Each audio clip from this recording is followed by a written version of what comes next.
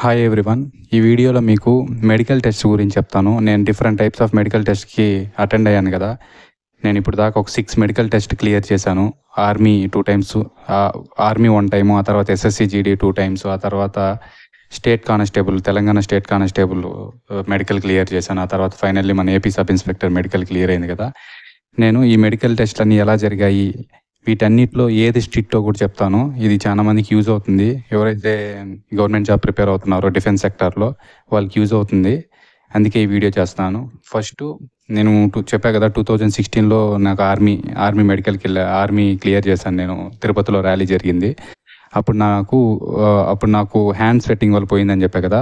దానికి ముందు నాకు మెడికల్ ఎలా చేశారంటే, ఫస్టు హెడ్ నుంచి స్టార్ట్ చేస్తారు. నాకైతే అట్లే చేశారు. ఫస్ట్ హెడ్ నుంచి, ఫస్ట్ ఐస్.